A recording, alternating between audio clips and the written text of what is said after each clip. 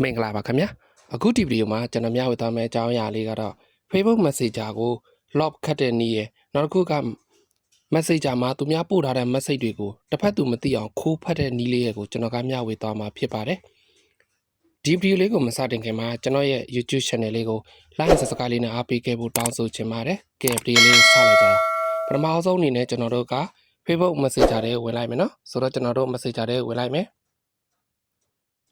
ဆိုတော့အခုလိုမျိုး Messenger ထဲရောက်ရှိလာပြီဆိုရင်တကယ်ချင်းတို့ကဒီမှာရှိနေတဲ့အခုကျွန်တော်ထောက်ပြတဲ့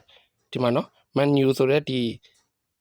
icon လေးကိုတကယ်ချင်းတို့ကတစ်ချက်နှိပ်လိုက်ပါဆိုတော့ဒီစာမျက်နှာကိုရောက်ရှိလာဒီစာမျက်နှာကိုရောက်ရှိလာပြီဆိုရင်တကယ်ချင်းတို့ကဒီမှာရှိနေတဲ့အခုကျွန်တော်ထောက်ပြတဲ့ setting ဆိုတဲ့နေရာလေးကိုတစ်ချက်ထပ်နှိပ်လိုက်ပါ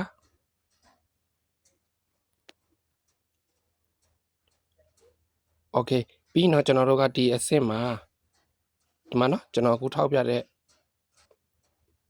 privacy and safety ဆိုတာလေးကိုတစ်ချက်ထပ်နှိပ်လိုက်ပါနော်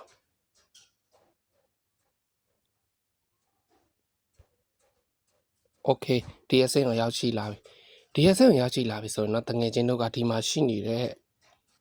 အခုကျွန်တော်ထောက်ပြတဲ့ဒီမှာနော် app lock ဆိုတာလေးကိုတငယ်ချင်းတို့ကတစ်ချက်ထပ်နှိပ်လိုက်ပါ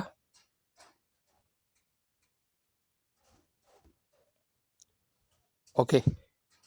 ဒီနေရာရောက်လာပြီဆိုရင်တကယ်ကျွန်တော်ဒီမှာရှိနေတဲ့အခုကျွန်တော်ထောက်ပြတဲ့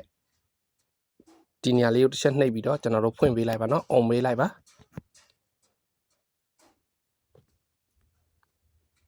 โอเคအဲ့ဒီလိုမျိုး on လိုက်ပြီဆိုရင်ဒီလိုစာမျက်နှာလေးရောက်ရှိလာလိမ့်မယ်ဒီစာမျက်နှာရောက်ရှိလာပြီဆိုတကယ်ကျွန်တော်ဒီထဲမှာရှိနေတဲ့ point တွေထဲမှာအခုဒီမှာရှိနေတဲ့အခုကျွန်တော်ထောက်ပြတဲ့ဒီ point တွေထဲမှာတကယ်ချင်းတို့ဘယ်နေရာရွေးချယ်ရမလဲဆိုရင်အခုကျွန်တော်ထားပြတဲ့ point ၄ point ရှိရနော်အဲ့ဒီထဲမှာပထမတစ် point ကတော့ကျွန်တော်တို့ကို Messenger အသုံးပြုနေတဲ့အချိန် Messenger ထဲထွက်သွားတဲ့အခါတန်းပြီးတော့ကျွန်တော်ပြန်ဝင်တဲ့အခါမှာ lock ချသွားမှာဖြစ်မယ်နောက်တစ်ခုကဒုတိယ point ကျတော့ကျွန်တော်တို့ Messenger တွေကနေထွက်သွားပြီးတော့10 မိနစ်ကြာရင်သူ့အလိုလို lock ချသွားမှာဖြစ်တယ်တတိယ point က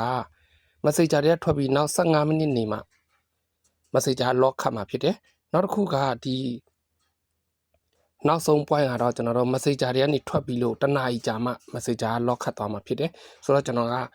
Messenger တွေထွက်ပြီးတဲ့time lock ခတ်မှာဖြစ်တဲ့အတွက်ကျွန်တော်တို့အပေါ်ဆုံး point ယူပေးလိုက်မယ်ပြီးရင်ကျွန်တော်တို့ packing နဲ့ပြန်သွားလိုက်မယ်နော်ဆိုတော့ဒီနေရာမှာတကယ်ချင်းတို့ကြည့်လိုက်နော် on ဆိုတာဖြစ်သွားပြီဆိုရင်ဒါကျွန်တော်ရသွားပြီနော်ဆိုတော့ကျွန်တော်တို့ Messenger တွေကနေထွက်ကြည့်လိုက်မယ်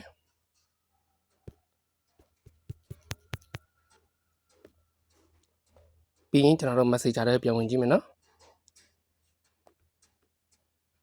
โอเค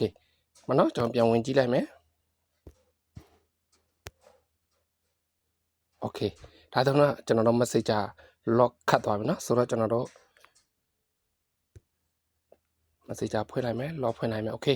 ပြီးရင်နောက်တစ်နည်းကကျွန်တော်တို့ခုနလိုပဲဒီ menu လေးနှိပ်မယ် setting ထဲသွားမယ်ပြီးရင်ကျွန်တော်တို့ဒီမှာရှိနေတဲ့ကျွန်တော်ကိုထောက်ပြတဲ့ဒီနေရာလေးနော် privacy and safety ဆိုတာလေးကို safety ဆိုတာလေးကိုတစ်ချက်ထပ်နှိပ်လိုက်မယ်နော်โอเคပြီးရင်ကျွန်တော်တို့ဒီထဲမှာဒါကတော့ကျွန်တော်တို့တစ်ဖက်လူပို့လာတဲ့ message တွေကိုမသိအောင်ခိုးဖက်တဲ့နည်းလေးပေါ့နော်ဆိုတော့ကျွန်တော်တို့ဒီမှာရှိနေတဲ့အခုကျွန်တော်ထောက်ပြတဲ့ဒီနေရာလေးနော်အခုထောက်ပြတဲ့နေရာလေးကိုတငယ်ချင်းတို့ကတစ်ချက်ထပ်နှိပ်လိုက်ပါโอเคဒီနေရာရောက်ရှိလာပြီဆိုတငယ်ချင်းတို့ကဒီမှာရှိနေတဲ့အခုဆိုကျွန်တော်တို့ on ထားရနော်အဲ့ဒါလေးကိုကျွန်တော်တို့ပိတ်ပေးလိုက်ပါနော်အခုဆိုရင်ကျွန်တော်က on ထားတယ်ဆိုတော့ကျွန်တော်တို့ပိတ်လိုက်မယ်နော်โอเคအခုလိုမျိုးလေးကျွန်တော်တို့ off ဖြစ်သွားပြီဆိုရင်ဒါကျွန်တော်တို့အနေနဲ့ပို့လာတဲ့ message တွေကိုဖတ်တဲ့အခါမှာတစ်ဖက်သူမသိတော့ဘူးเนาะဆိုတော့โอเคဒီလောက်ဆိုတော့တကယ်ချင်းတို့အားလုံးလည်းအဆင်ပြေလိမ့်မယ်လို့ကျွန်တော်မျှော်လင့်ပါတယ်အားလုံးပဲအဆင်ပြေကြပါစေ